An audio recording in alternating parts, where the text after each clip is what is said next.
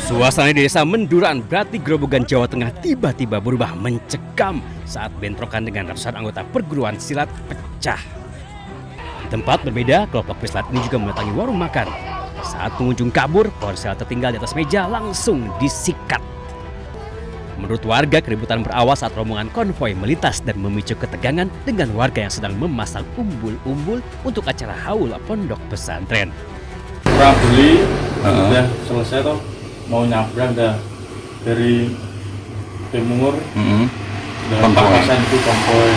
Mengetahui masa perguruan mengamuk, ratusan warga desa Menduran langsung keluar rumah dan beramai-ramai membalas aksi brutal tersebut.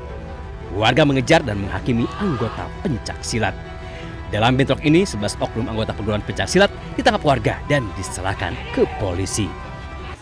Kalau untuk pemicu sebenarnya kita sampai hari ini belum kita temui, karena menurut keterangan dari kawan-kawan itu teman-teman itu melakukan pengawalan. Dari Grobogan, Jawa Tengah, Rustaman Nusantara, iNews melaporkan.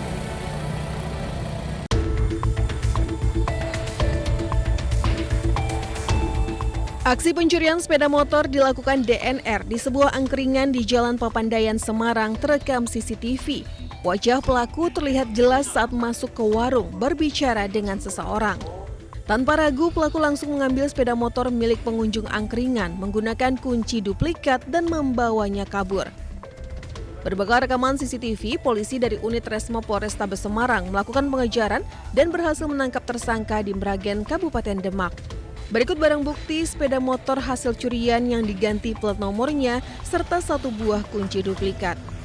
Dari unit 5 Resmob berhasil mengamankan satu pelaku dengan inisial DNR di daerah Mragen, Demak. Dan pada saat penangkapan terhadap pelaku ditemukan juga sepeda motor hasil dari pencurian yang terjadi di angkringan daerah Papandayan yang saat itu untuk nomor polisinya sudah diganti. Saat ini penyidik masih melakukan pemeriksaan secara intensif terhadap tersangka untuk melengkapi proses penyidikan. Dari Semarang, Jawa Tengah, Doni Marendra, iNews melaporkan.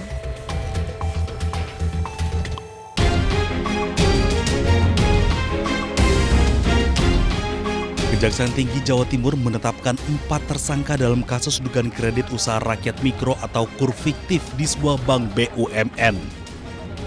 4 tersangka berinisial MFH, mantan kepala cabang bank BUMN, serta AMIIS dan HN yang merupakan collection agent sebagai penyalur KUR mikro kepada debitur. Modus para tersangka menyalahgunakan kewenangan di mana para collection agent mengumpulkan nama-nama calon debitur yakni para petani. Para tersangka mengumpulkan kartu keluarga, KTP, dan buku nikah yang dipergunakan untuk mengajukan pinjaman KUR kepada pimpinan cabang bank yang saat itu dijabat oleh tersangka MFH. Para tersangka collection agent meminjam KTP para calon debitur dengan memberikan iming-iming untuk diusulkan mendapatkan bantuan sosial senilai Rp200 hingga Rp250.000 per orang. Uang hasil pencairan digunakan oleh para tersangka collection agent untuk kepentingan pribadi. Sementara tersangka mantan kepala cabang mendapatkan imbalan sebesar Rp105 juta.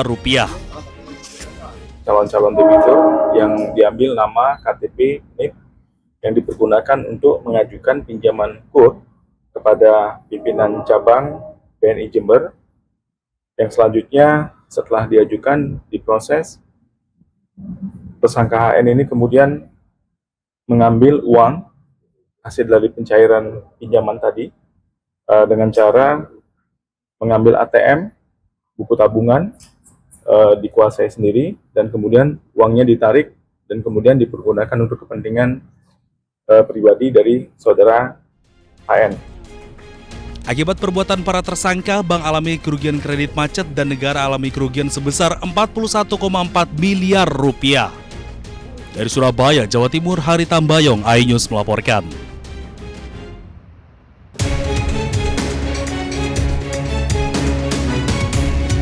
Cegah praktik prostitusi terselubung berkedok warung, petugas gabungan Satpol PP Sidoarjo bersama TNI Polri mengoptimalkan razia prostitusi ke sejumlah warung kopi dan karaoke tak berizin di pinggiran kota Sidoarjo, Jawa Timur. Sejumlah wanita yang menyediakan jasa prostitusi berhasil terjaring razia di 3 kecamatan di wilayah Sidoarjo. Para wanita penghibur itu menyamar sebagai pelayan warung yang kemudian menawarkan jasa prostitusi ke pengunjung warung kopi. Dalam razia itu, petugas juga menyita belasan botol minuman keras beralkohol yang dijual tanpa izin. Sejumlah wanita yang terjaring razia itu dilakukan tes darah oleh petugas dinas kesehatan sebelum dipulangkan paksa ke daerah asal. Kegiatan ini selain menekan terjadinya penyakit masyarakat, gangguan daripada tibum teranas yang ada di Sidoarjo, juga kita melaksanakan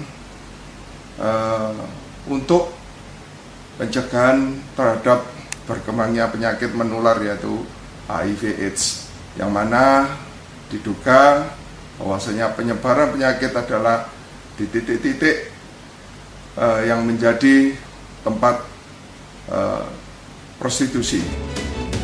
Petugas Satpol PP juga membongkar paksa dan merobohkan sejumlah lapak atau bilik yang digunakan untuk sarana prostitusi.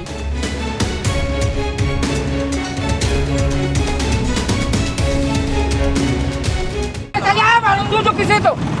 Lagi rapin, lihat deh tadi. Angkat apa? Angkat deh. Turun nih. Turun aja.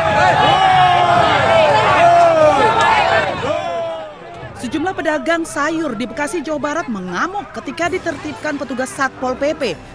Petugas tetap memasukkan dagangan sayurnya ke dalam truk meski mendapat perlawanan dari para pemiliknya. Pedagang yang terkena razia tidak terima dagangan mereka disita. Selain menimbulkan kerugian, pedagang juga menilai petugas yang melakukan razia bersikap arogan. Penertiban yang dilakukan petugas Satpol PP Kota Bekasi mulai gencar dilakukan sejak 2 pekan terakhir. Pedagang yang berjualan di Jalan Insinyur Haji Juanda atau depan Pasar Baru Kota Bekasi menyebabkan jalan tertutup sehingga menimbulkan kemacetan. Pemerintah setempat telah berupaya menertibkan dengan merelokasi ratusan pedagang ke tempat lain. Namun karena alasan sepi pembeli, para pedagang akhirnya kembali membuka lapak di lokasi yang berpotensi mengganggu ketertiban. Mana bang? Pembelinya juga masih Berkurang. Nah kalau abang sendiri sebagai pedagang kaki lima gini di pasar, sebenarnya setuju nggak sih direlokasi sebenarnya? Sebenarnya setuju aja, tapi pada tempatnya bang. Tempatnya kan kurang memadai di atas ya. Karena fasilitasnya kan masih kurang. Sejak 2 pekan terakhir ini, pihak Pemkot Bekasi melakukan relokasi para pedagang kaki lima di Jalan Juanda, Kota Bekasi ke area Pasar Baru. Hal ini dilakukan lantaran para pedagang yang berjualan selalu menutup jalan dan banyak dikeluhkan oleh masyarakat.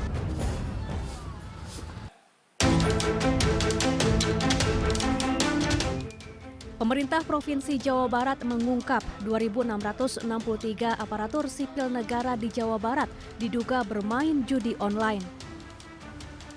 Temuan ini berasal dari laporan Pusat Pelaporan dan Analisis Transaksi Keuangan atau PPATK. Total nilai transaksi judi online yang dilakukan ASN di 27 kabupaten dan kota mencapai 10 miliar rupiah. Bahkan ada ASN yang saldo rekeningnya mencapai 800 juta rupiah dari hasil judi online. Banyak sekali ASN di Jawa Barat, terutama di kota-kota besar ya, di Bekasi, Bandung dan sekitarnya, banyak sekali yang terlibat judol. Saya berharap kita segera menindaklanjutinya, para inspektorat di kota kabupaten untuk segera memanggil para ASN yang terlibat judol tersebut, memberikan sanksi ya sesuai dengan aturan yang berlaku. Kenapa temuan Bapak menemukan? Saya waktu itu silaturahmi dengan Kepala PPATK Pusat, Kang Ivan, kebetulan orang Jawa Barat, di akhir pertemuan itu beliau sampaikan, Kang hati-hati, Jawa Barat judulnya sudah sangat meresahkan. Pemprov Jawa Barat membentuk tim gabungan yang terdiri dari Badan Kepegawaian Daerah, Inspektorat dan Biro Hukum untuk memberantas judi online di lingkungan Pemprov Jabar. Dari Bandung, Jawa Barat, Ervan David, iNews melaporkan.